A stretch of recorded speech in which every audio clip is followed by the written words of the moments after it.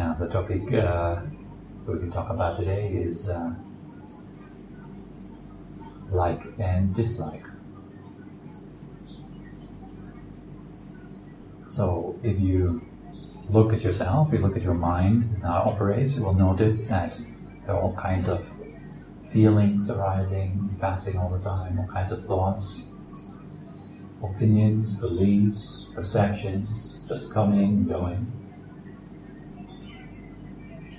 And we relate to these in a particular way. For example, a thought is coming in, and then maybe you're just sitting in meditation and you think, I shouldn't have that thought. I shouldn't think. I should just relax. And then we go into a kind of resistance to that thought. We're trying to push it away, try to get rid of it. It's a very common thing, particularly if you teach meditation to a Western kind of audience, different kind of education, different kind of background also in the culture. And we always come from, or very often come from, a perspective of should, how I should be. Have you noticed inside of yourself how this should be? How is meditation how it should be? In fact, we don't know how it should be at all. We have no clue, because it's kind of something that we do for the first time, deeply. But we don't know what enlightenment should be like, or could be. We have no clue. I don't know. So we sit there, and then we hear maybe a teaching about thinking, and we notice, thinking is a primary cause of many of the problems that I experience in daily life. Most of the thoughts that I have are quite unnecessary. For example, when you're just washing your hands in the bathroom, you don't really have to think about anything else, or you don't really have to solve the problems of this world. You could also just wash your hands. You wouldn't have to think about past problems that are already finished. There's nothing you can do about those past problems anymore. But why keep them alive in your thoughts all the time? So we will notice after a while that it's not much choice that we have, that the thoughts are just running all the time, non-stop, whether you want it or not. So then you hear something like this, and then you sit down in meditation and you think, okay, now thoughts are bad, and I need to get rid of them, because right now I'm just meditating, I'm trying to be without thought, I'm trying to just relax. I don't need to think about work now, I'm meditating. And then we go into a resistance against thought. What is the result of that? I'm not telling you that resistance against thoughts is bad. I'm encouraging investigation, because you have that power to investigate.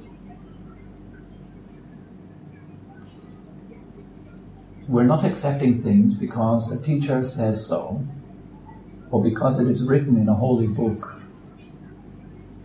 But we investigate. That is the mindset of someone that practices meditation, or having a look at what is happening inside. And then it's very difficult for most people to really just look. Most of the time when we look, we immediately judge. Say, this is good, this is bad. Let's get rid of that and let's get more of this. So it immediately turns into some sort of stressful thing.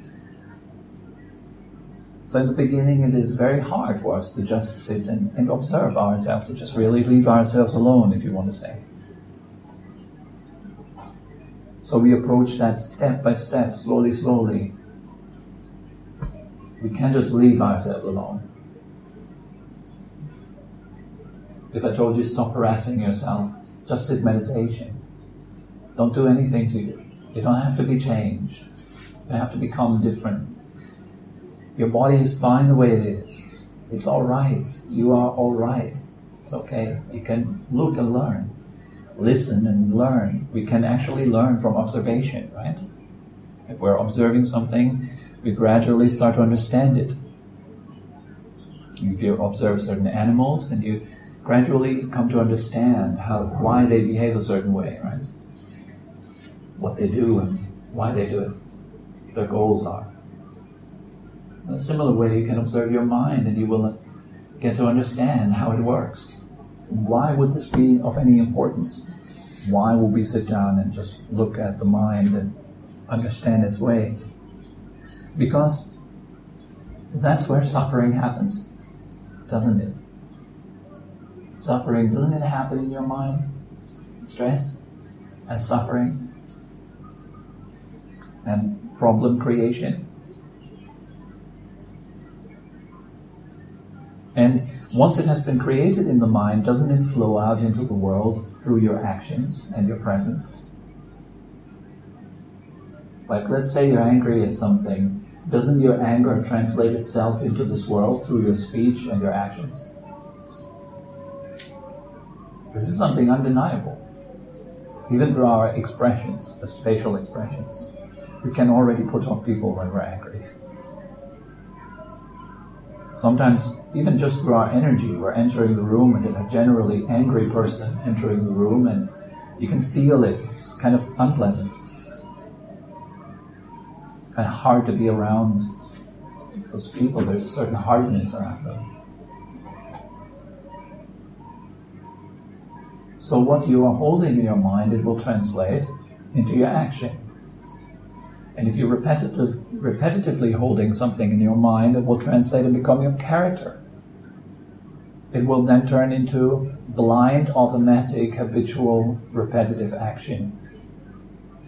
You will just run. You will just function according to the mental habits that are running most of the time. So then we react. You hear something that you disagree with, and in a way, you're forced to feel angry. You don't have a choice. Even though nobody would choose to feel angry, if I gave you a choice right now to feel angry, like really angry, would you say, yeah, I don't feel really angry for 10 minutes? It's unpleasant, isn't it? Nobody really would choose that feeling to be a predominant sensation during day-to-day life, but it just happens to us automatically.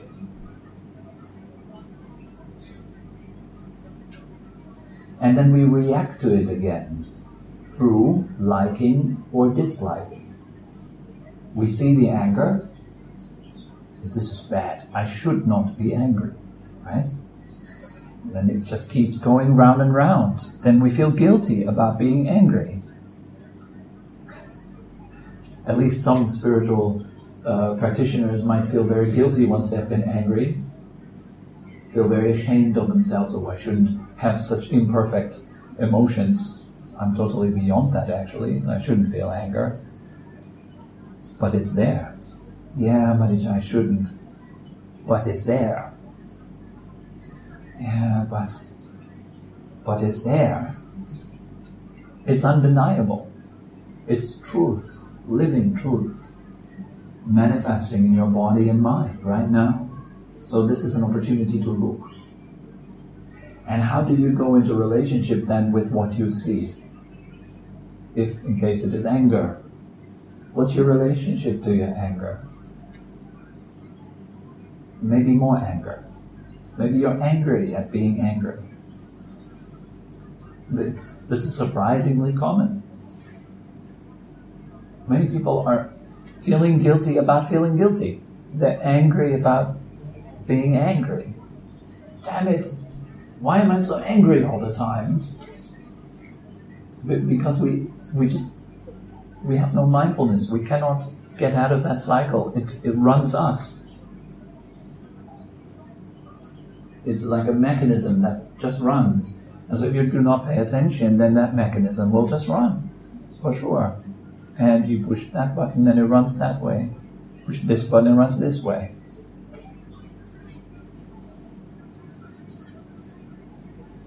So most of the emotions that we experience, most of the negative emotions that we experience, they're stemming from fear.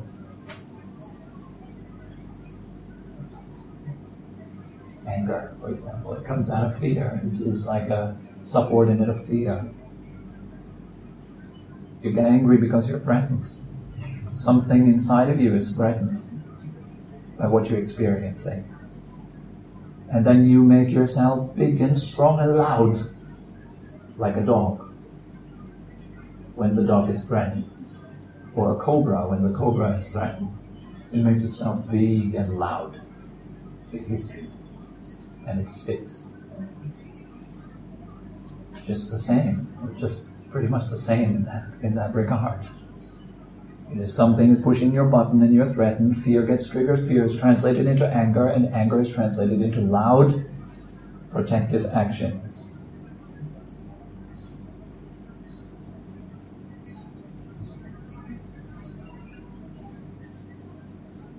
And so all that just runs. And so when mindfulness first kind of flows into your inner being and you notice, there's anger right now, it has arisen and it feels like this. There is then again this kind of is like a second layer or a second chance. How do you go into relation to what you're experiencing inside of you right now? How do you relate to that? And for most people, it is through liking and not liking. So when we are liking something, we want it to last. Or we are chasing after it if we don't have it. I would like to feel enlightened. I have no idea what that means, but it must be good. So we are chasing some elusive kind of mental construct that we have created about enlightenment. And we want to attain that. Liking it. Liking our own idea about it. Maybe it's not enlightenment, maybe it's a relationship that you're chasing. Hoping, which comes again together with fear, hope and fear, they always come together. Hoping that a relationship will then complete you. I found this wonderful saying on Facebook the other day, actually. Like, you don't complete me because I'm not a half. It's a pretty powerful statement, actually, I think. This ego that feels incomplete. And it feels that someone else will complete it. How is that possible? If you are feeling incomplete, how is someone else going to complete that incomplete feeling? It's impossible. Because we are harboring this incompleteness, this feeling of incompleteness. And someone else will not fix that. Then you eventually will feel incomplete together with someone else. And that will then have all its outgrowths, different kind of things that are happening from that incompleteness. Namely needs and trying and struggling and wanting to get somewhere else because we do not see our completeness. Or, in other words, we are unable to relate to ourselves beyond liking or disliking. Whatever happens in your inner world, can you leave it alone just for 30 minutes? Just 30 minutes.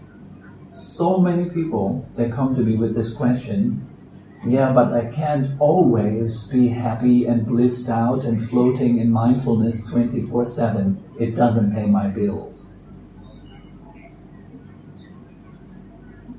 But I'm not talking about always. Just 30 minutes. Can you allow yourself to be happy?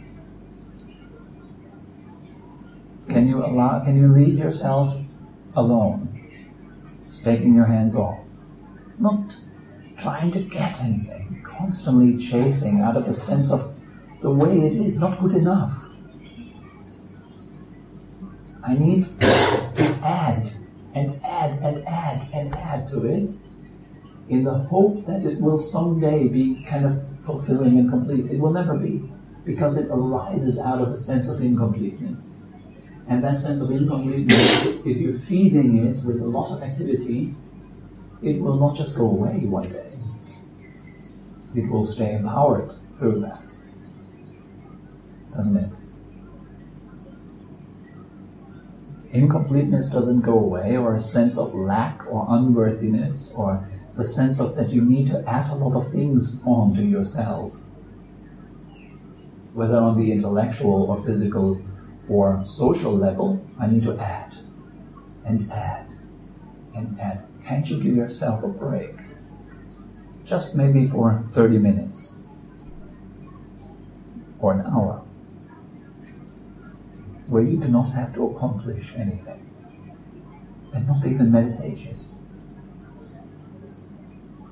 not enlightenment, not even peace. You don't have to be better, because you see your goodness, which is there.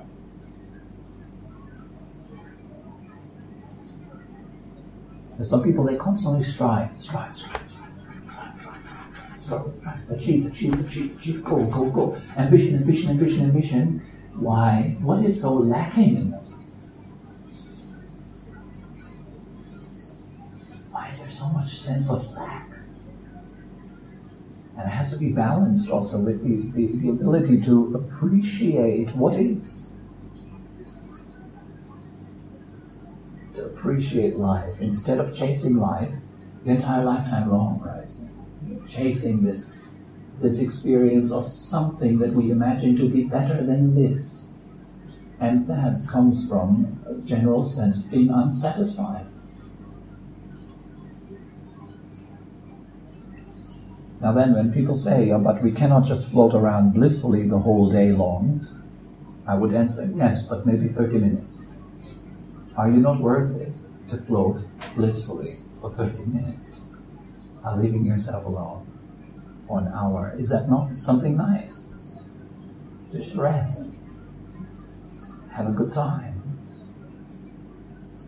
You go to sleep each night, right? You rest the body and the mind. In sleep, you don't have to accomplish anything. That's why all the cellular system can restructure. The ego is gone for a little while, at least in deep sleep, so you can really recover and rest. Nobody says you should sleep 24 hours, 7 days a week, right? Normally you sleep each night a little bit to rest, naturally. And you don't sleep really to accomplish anything. It's just nice. It's just nice to rest. So meditation is not a thing that we should think about like, oh, I have to do this 24/7 now. No. Don't give yourself that stress, because you would not be able to do it anyways. It is another utopia we are chasing. I should be perfect 24/7. But we would only go through such an angle to look at ourselves. I should be perfect and constantly on 100% productive 24/7, because we're coming from a place of not good enough.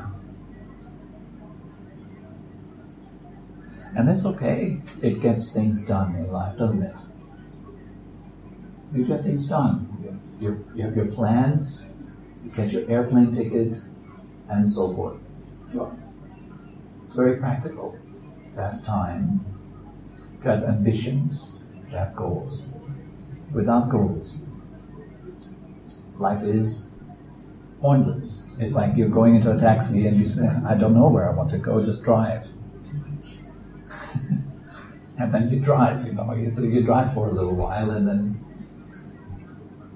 or you hop into a taxi and they say, I don't want to go to Baton.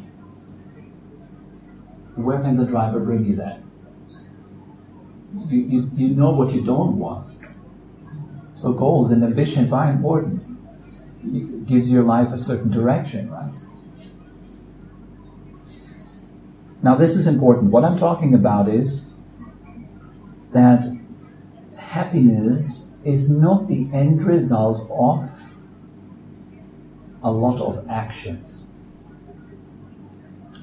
But happiness or release can come from a deeper place inside of you that doesn't require any action.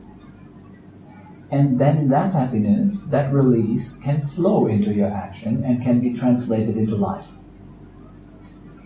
Many people are talking about changing the world, making the world a better place, right? But how can we change the world if we are still operating from the same old habitual mental patterns all the time of anger and rejection and judgment and so forth? The world will not get a better place as long as these things are not released. As long as we are not really happy within ourselves, the world is not turning into a happier place, right?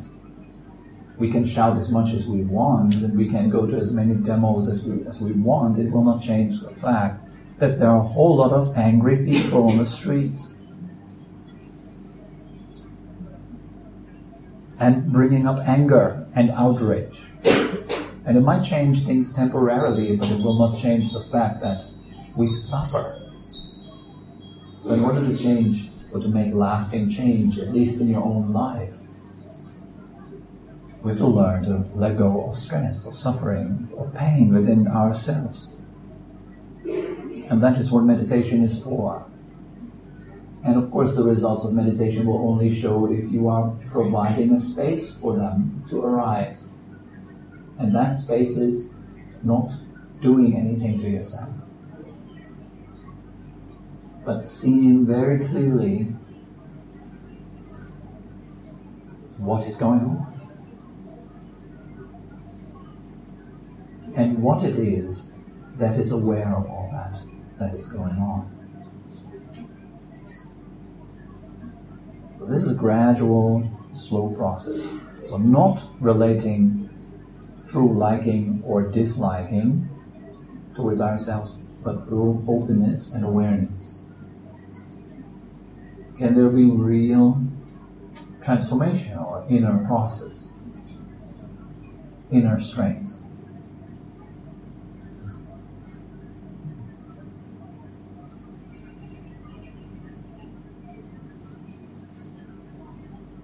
You've all been little boys and girls one day, right? And if you look at little boys and girls, you will notice that they're generally more lighthearted. They're not so serious. And taking themselves so seriously. They're not taking the world so seriously. Then slowly you learn to add on layer after layer, roll after roll. And then it's very full. We have a lot of stuff in our mind, in our heart, in our body, carry around a lot of past, a lot of future, a lot of heaviness. And it weighs us down. It doesn't empower the mind.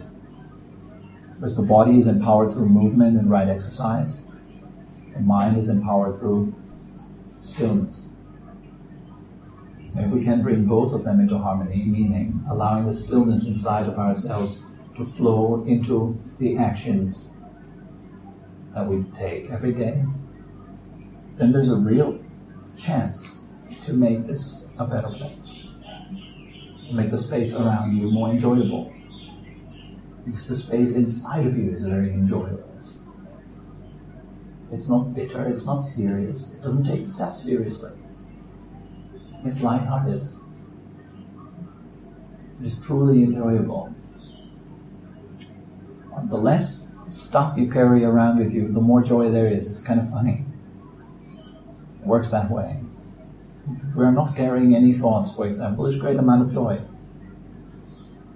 You can walk down the beach, having a great time, feeling fantastic. Every step, you feel it in the sand. And you really appreciate it, really enjoy it.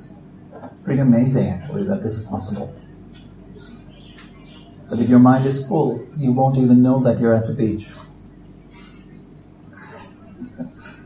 You won't even hear the waves or feel the sand. Or be aware that your body is actually able to walk and keep balance at the same time without you doing anything. We don't notice the miracle of life because we don't look, because we're caught up in the head. So by releasing the head, not battling it away, by releasing the head, allowing it to spin itself out, by allowing the body to rest, you recharge your batteries. It's pretty simple. Recharge batteries in the mind is happiness and joy. In the body is pleasure. In your energy it is blissful. You're a fully aligned being.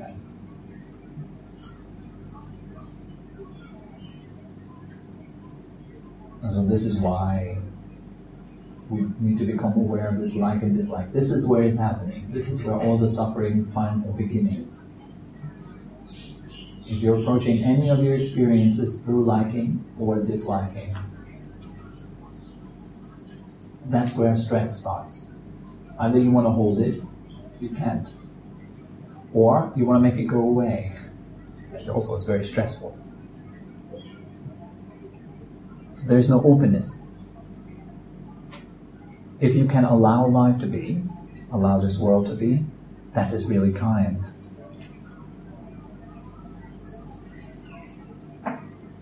Many times people come to me and they would talk about their life or something they go through, and then they cry. And then what happens next? What do you think? They start crying, and then what would they say when they cry? Yeah, I'm sorry. It's odd, isn't it? But we never really think about this.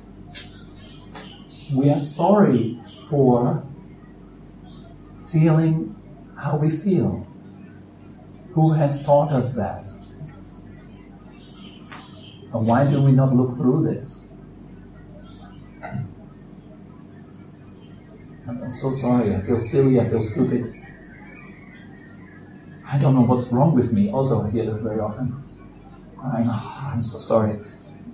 There, I am getting emotional. I don't know what's wrong with me. But where do we learn to think and feel that way about ourselves?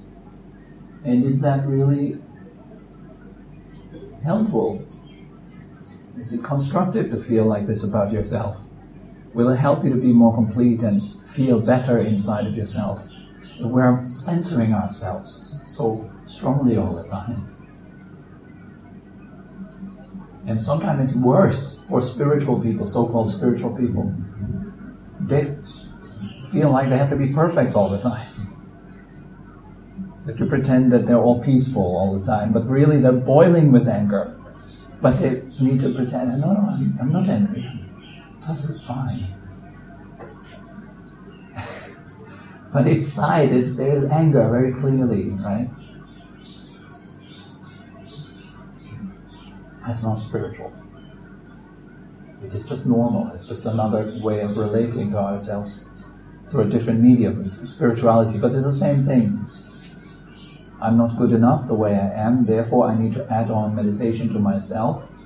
And since I'm unable to do that 24/7, I at least pretend that I can. And there you have yourself a recipe of stress again. It's now spiritual stress. Liking and disliking. Again.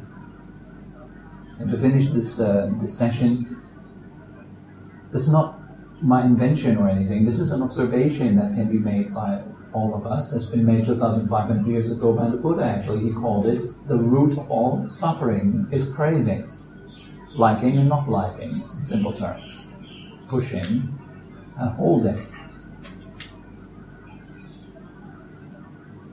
And the end of craving happens when you let go of future and past, when you let go of time, and you really come to rest in this moment.